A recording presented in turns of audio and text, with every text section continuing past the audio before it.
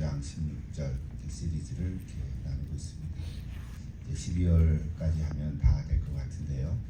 오늘은 갈라디아서 3장 16절입니다.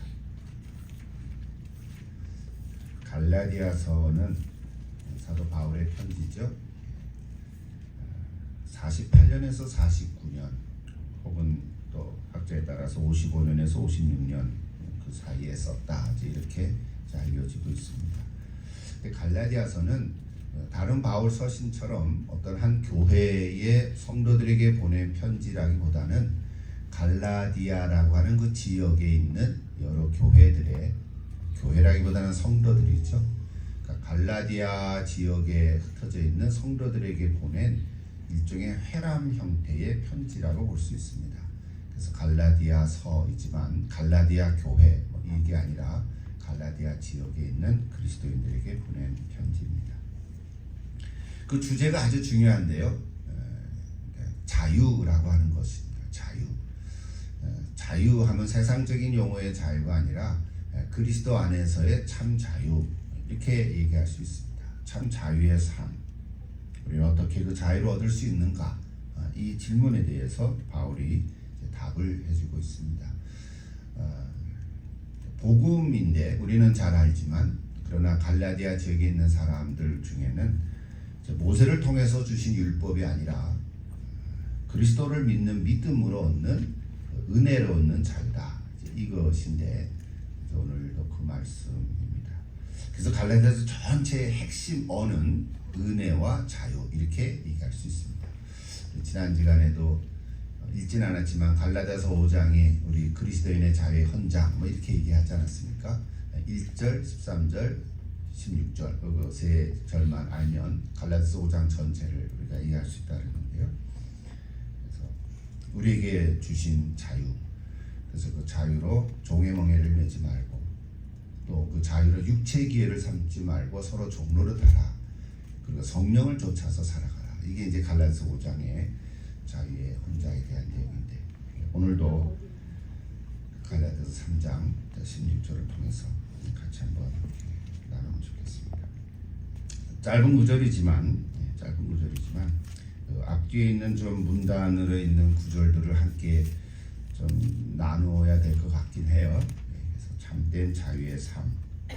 그래서 여러분 가운데 다시 한번 확인되고 확실하게 뿌리를 내릴 수 있기를 기도드립니다. 같이 한번 읽어볼까요? 갈라디아서 3장 16절 먼저 한 절을 보고 또 15절부터 밑에 있는 구절을 같이 보겠습니다. 16절 뭐라 그랬나요? 같이 보십시다. 이 약속들은 아브라함과 그 자손에게 말씀하신 것인데 여럿을 가리켜 그 자손들이라 하지 아니하시고 오직 한 사람을 가리켜 네 자손이라 하셨으니 곧 그리스도라. 한 절만 읽으면 잘 모르겠지만 알 수도 있죠. 알 것 같기도 해요. 하나님께서 아브라함과 그 후손들에게 약속을 말씀하셨는데 그 후손들이라는 것을 복수로 자손들 이렇게 얘기하지 않고 단수로 네 자손이다 이렇게 얘기했다는 거잖아요. 근데 그 네 자손이 누구예요? 바로 그리스도를 가리킨다. 이제 그 얘기예요. 우리가 충분히 이해할 수 있어요. 어떤 학자는 이 구절을 가지고 난제라 그래요. 이거 해석하기가 어렵다. 이제 그렇게 얘기하는데 우리가 그거를 따라가서 뭐 논쟁을 할 필요는 없고 그냥 우리 이렇게 어려운 구절은 아니라고 생각해요. 근데 한 가지 핵심은 뭐냐면 그 약속이 뭔가 이거죠.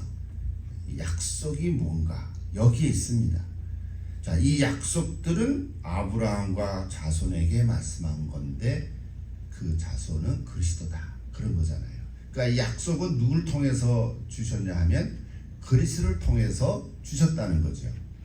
근데 실제로는 아브라함에게 말했다는 거거든요. 그러니까 아브라함의 이야기를 보면 구약으로 가야 되고 그리스도를 통해서 그 자손에게 주셨다 하면 우리 신약으로 가야 되는 거예요.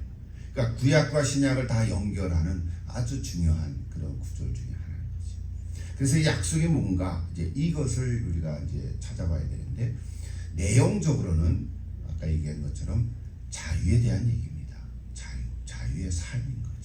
그냥 약속이라고 해서 그냥 하나님께서 너에게 복 주실 거야, 구원해 줄 거야.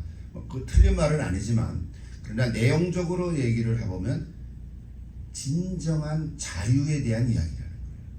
참 자유에 대한 이야기.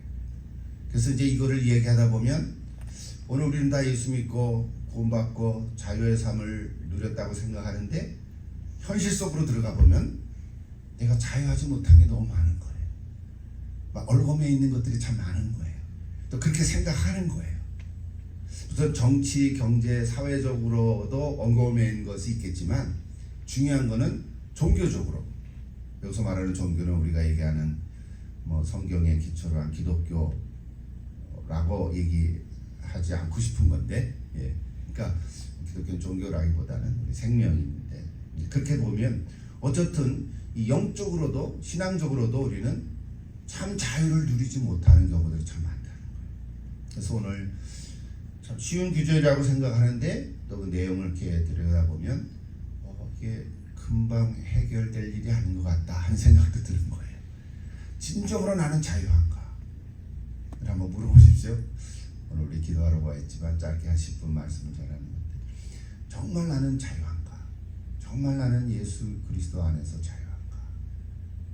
오늘 하나님께서 아브라함을 통해서 주신 그 약속의 그 내용, 참 자유의 삶이 나한테 있는가? 이것을 우리 물어봐야 한다는 거죠. 그래서 저는 가끔 그 유진 피터슨이 쓴 그 메시지 성경을 이렇게 좀 읽고 참고하기도 합니다.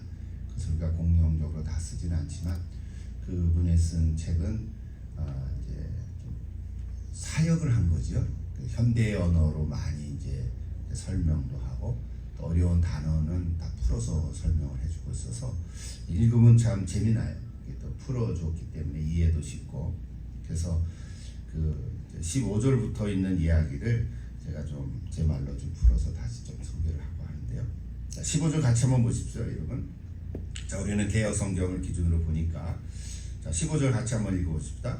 형제들아, 내가 사람의 예대로 말하노니 사람의 언약이라도 정한 후에는 아무도 폐하거나 더하거나 하지 못하느니라 그랬죠. 예. 자, 이 구절을 유진 피터슨 뭐라고 표현했냐면 비유로 이렇게 얘기했어요. 일상생활의 예를 들어서 얘기했는데 어떤 사람이 유언장을, 여기 얘기하는 사람의 예라는 거 유언장을 쉽게 이해가 되잖아요. 자, 유언장을 법 절차에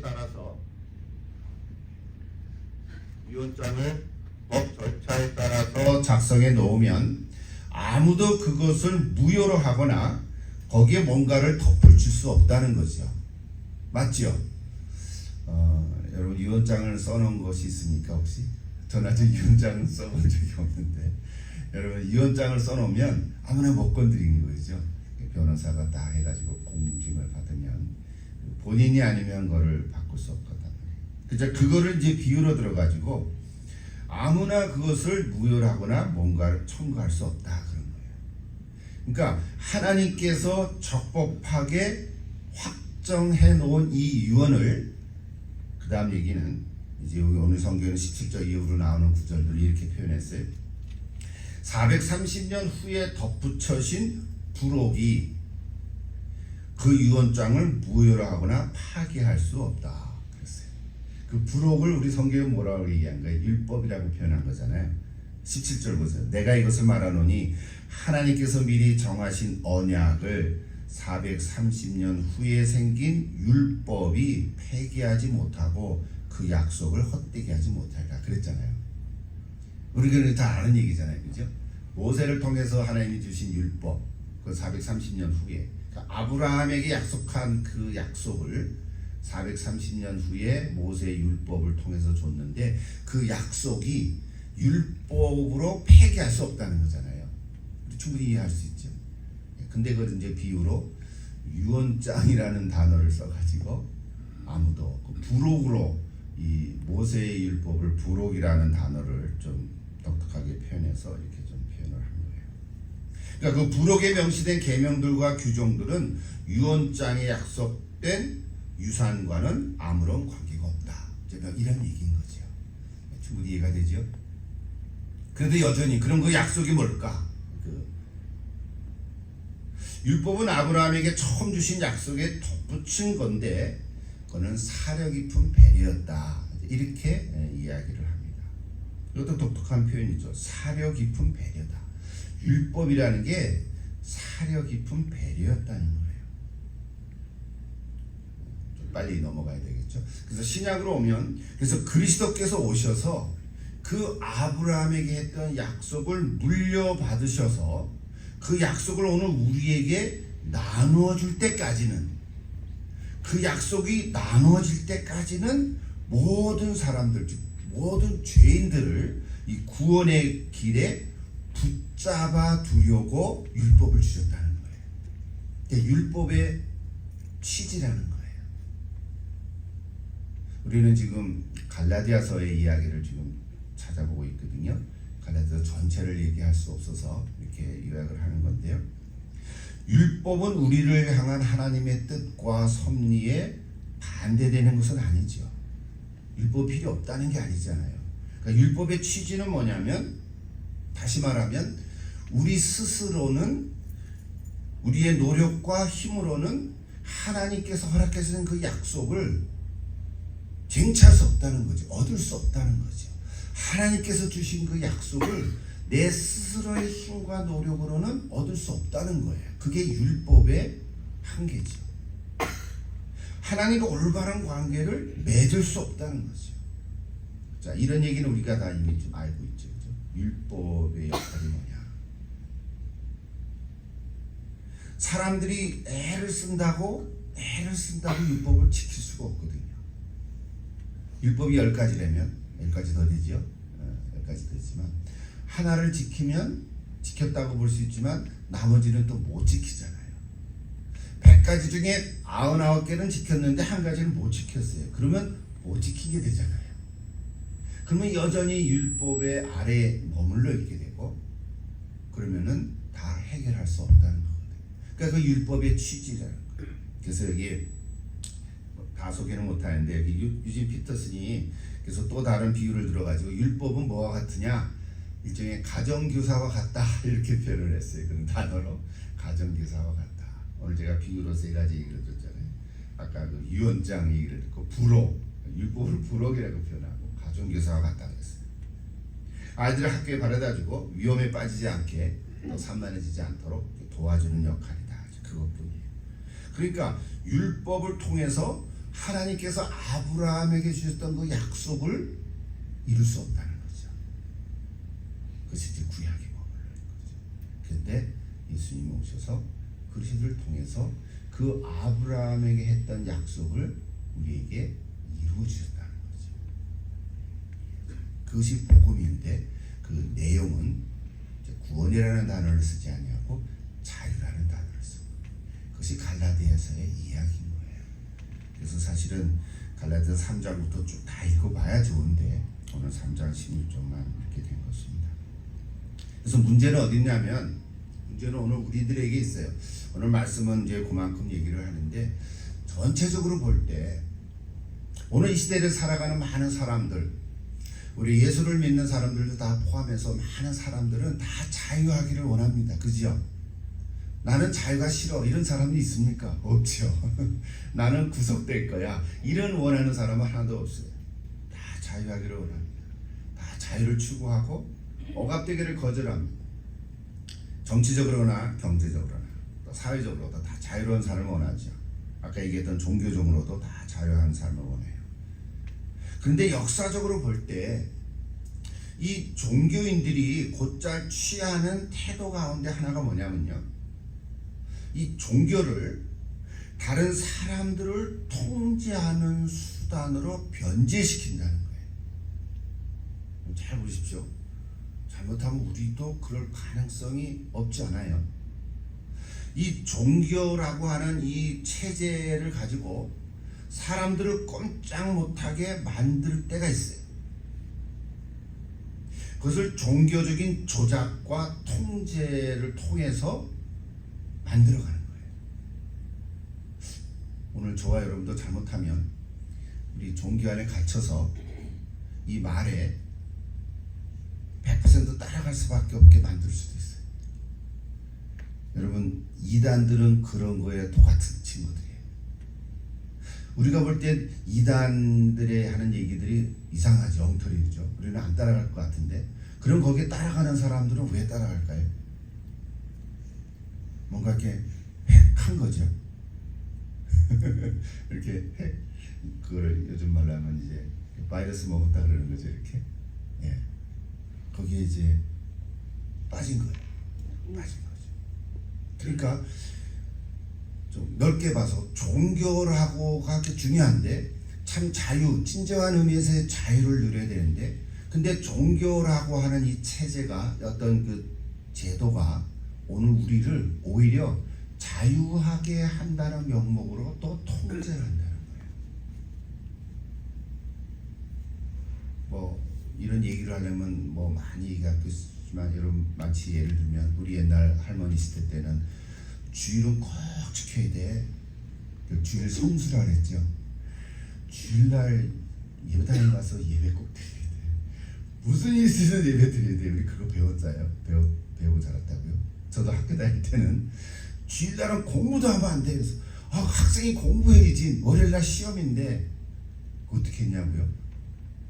전 참 미련하게 그때는 몰라서 그랬지만, 토요일날 공부 다 해놓고 주일날 딱 되면 공부 안 했어. 그리고 주일날 교회 가가지고 학생회 활동도 하고, 그럼 전도도 하고 봉사도 하고, 저녁에 왔는데 내일 시험인데 공부를 좀 해야 되는데, 모르겠다, 자자. 자는 건 괜찮겠지. 그래서 미리 자고 월요일날 새벽 딱딱 일어나서 공부하고. 지금 생각하면 멍청했죠. 예를 제가 들은 건데, 여러분 잘 생각해 보십시오. 우리가 주일 성수하라고 하는 구약의 십계명의 안식일을 기억하여 거룩히 지키라 하는 그 하나님의 십계명 말씀을 오늘 우리는 그 하나님이 주신 그 약속을 오히려 억압하는 마음으로 받아들이면 그것이 잘못된 율법이 된다는 거예요. 진정한 자유를 잃어버리는 거죠. 여러분, 주일 성수를 해야 마땅하지요. 근데 못할 수도 있잖아요. 뭐 병원에 입원했다든지, 또는 다른 지역을 방문한다든지, 또는 피치 못할 어떤 뭐 내가 하는 일이 주일날 일을 해야 한다든지, 그건 그만두지. 그건 다른 사람이라고 제3자라고 함부로 말할 수 없어요. 이건 내가 지금 해야 할 일인데, 이럴 수도 있잖아요. 사람마다 그 다 양상이 다르거든요. 여러분, 주일날 정규회사에서 일을 하는 사람이 있기 때문에 우리가 주일날도 이렇게 종기를 쓰고 있어요. 따져보면 주일날도 운전을 해서, 그래서 옛날에 우리 어머니들은 주일날 밥도 안 사 먹었잖아요. 식당들이 다 문을 닫죠. 밥 안 사 먹으니까. 근데 요즘은 어떻게 그래요? 밥 다 사 먹지. 전에는 그랬어요. 우리 장로님 중에 주일날 가스스테이션에서 가스를 안 넣어야 되기 때문에 토요일날 넣었어요. 토요일날 미리 다 넣고. 그 마음은 귀하죠. 마음은. 그런데 가스스테이션에 가서 돈 넣고 가스는 안 넣어도 주일날 운전하고 오면 가스를 써요, 안 써요? 쓰죠. 그건 돈 안 쓰는 건가? 우리 생각이 차이란 말이에요. 제가 얘기하는 포인트는 오늘날 예를 드는 거예요. 지금 이거 하나 갖고 너무 많은 얘기를 했네요. 주일날을 성수하여 주일날을 잘 지켜라고 하는 것도 하나님께서는 우리에게 진정한 의미에서 참 자유하라고 주시는 약속의 말씀인데, 오늘 우리는 잘못해서 우리는 것을 율법으로 억압하게 만들 수도 있다는 거예요. 이런 얘기를 하려면 한두 끝도 없죠.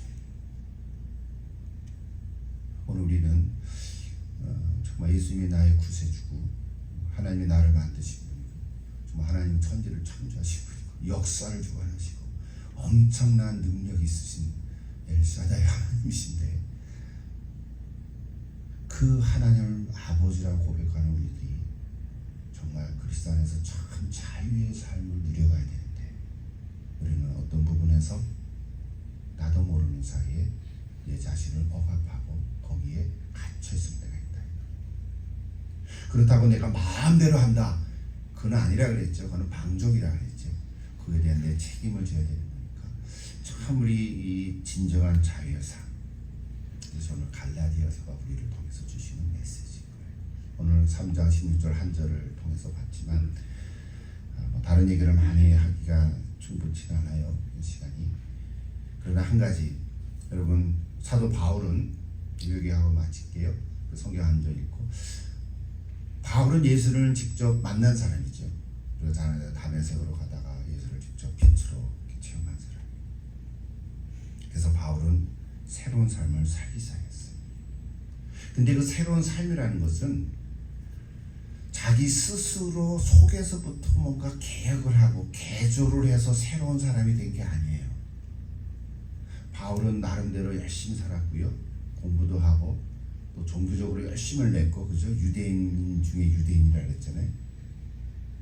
그러나 예수를 만나서 바울이 변화됐다는 것은 자기 속에 있는 인격을 뭐 고상하게 만든다거나 돌을 닦거나 그렇게 해서 된 게 아니라 외부에서부터, 내 바깥에서부터 뭔가 새로운 존재가 들어왔다는 거예요. 이것이 이제 우리가 다른 거예요. 다른 많은 종교들과 다른 거 하나가, 나 외에 바깥에 있는 데서부터 전혀 다른 새로운 존재가 내 안으로 들어온 거라. 이것이 예수를 믿는 거예요, 사실. 여러분 다 그렇습니까? 여러분 내 안에 나와 다른 새로운 존재가 있습니까? 꼭 없는데? 아니요, 있어요.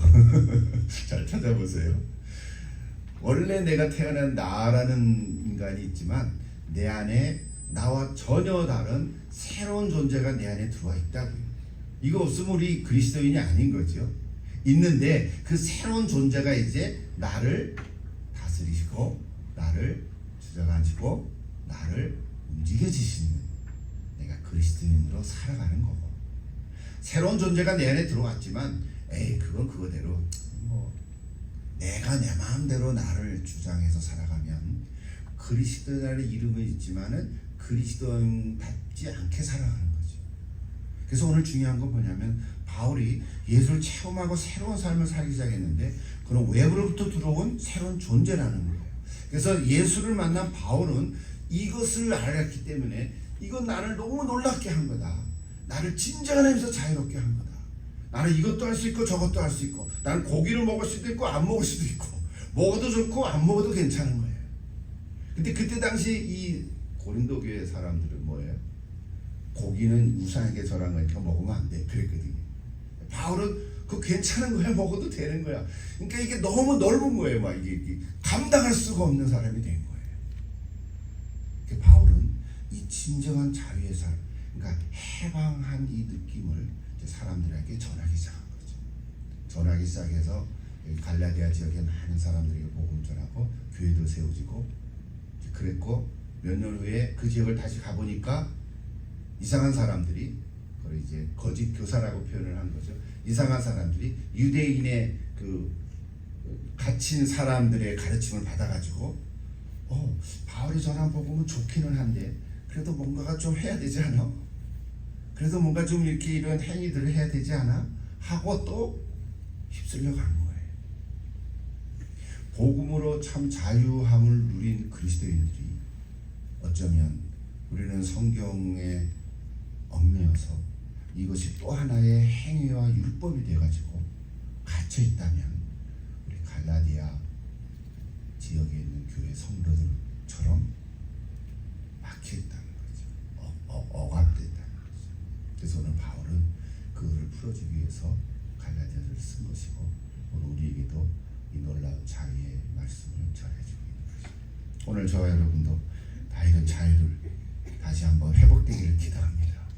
여러분 정말 자유하십시오. 제가 말로 해서 되는 건 아니겠지만 그래도 여러분 자유하십시오. 그리스도 안에서 참 자유를 누리십시오. 내가 지금 뭐 어떤 일에 하고 뭐 이렇게 제한이 있고 또 힘들고 어려운 순간이 있다 하더라도, 그러나 내 마음적으로는, 심정적으로는 내가 그리스도 안에서 참 자유를 누리는 것입니다. 바울은 감옥에 갇혔어도 자유한 사람이죠. 여러분 그렇습니까? 네, 여러분도 진정한 자유를 이렇게 누리시기를 기도합니다. 시간이 갔는데, 그래서 여기저런 꼭 오늘 제 말보다 제 말은 한 가지죠. 뭐 여러 가지 얘기를 했지만 한 가지인데 성경을 같이 한번 읽으면 좋을 것 같아요. 한번 제가 쭉 읽어볼 테니까 눈으로 보십시오. 자, 이 말씀을 듣고 3장을 한번 다시 한번 읽어보세요. 자, 3장 1절부터 좀 길긴 하지만 제가 빠른 속도를 읽을 테니까 여러분 눈으로 이렇게 보면서 오늘 3장 16절에 바울이 하고자 하는 그 핵심, 그 약속의 내용, 참 자유의 마음이 어떤 건지를 한번 느껴보면 좋겠습니다. 자, 3장 1절 제가 읽을게요. 성경 보시고. 자, 어리석도다 갈라디아 사람들아, 예수 그리스도께서 십자가에 못 박히신 것이 너희 눈에 밝히 보이거늘 누가 너희를 꾀더냐. 내가 너에게 다만 이것을 알려 하노니 너희가 성령을 받은 것이 율법의 행위로냐 혹은 듣고 믿음으로냐. 너희가 이같이 어리석으냐. 성령으로 시작하였다가 이제는 육체로 마치겠느냐. 너희가 같이 많은 괴로움을 헛되이 받았느냐. 과연 헛되냐. 너에게 성령을 주시고 너희 가운데서 능력을 행하시는 이 일이 율법의 행위에서냐 혹은 듣고 믿음에서냐. 아브라함이 하나님을 믿음에 그것을 그에게 의로 정하셨다 함과 같으니라. 그런즉 믿음으로 말미암은 자들은 아브라함의 자손인 줄 알지어다. 또 하나님이 이방을 믿음으로 말미암아 의로 정하실 것을 성경이 미리 알고 먼저 아브라함에게 복음을 전하되 모든 이방인이 너로 말미암아 복을 받으리라 하였느니라. 그러므로 믿음으로 말미암은 자는 믿음이 있는 아브라함과 함께 복을 받느니라. 무릇 율법 행위에 속한 자들은 저주 아래 있나니 기록된 바 누든지 율법책에 기록된 대로 모든 일을 항상 행하지 아니하는 자는 저주 아래 있는 자라 하였습니다. 또 하나님 앞에서 아무도 율법으로 말미암아 의롭게 되지 못할 것이 분명하니 이는 의인은 믿음으로 살리라 하였습니다. 율법은 믿음에서 난 것이 아니니 율법을 행하는 자는 그 가운데서 살리라 하였느니라. 그리스도께서 우리를 위하여 저주를 받은 바 되사 율법의 저주에서 우리를 속량하셨으니 기록된 바 나무에 달린 자마다 저주 아래서 있는 자라 하였습니다. 14절 같이 읽을까요? 이는 그리스도 예수 안에서 아브라함의 복이 이방인에게 미치게 하고 또 우리로 하여금 믿음으로 말미암아 성령의 약속을 받게 하려 함이라. 아멘. 전체가 쫙 이해가 된 줄로 믿습니다. 자유하십시오. 기도하십시다.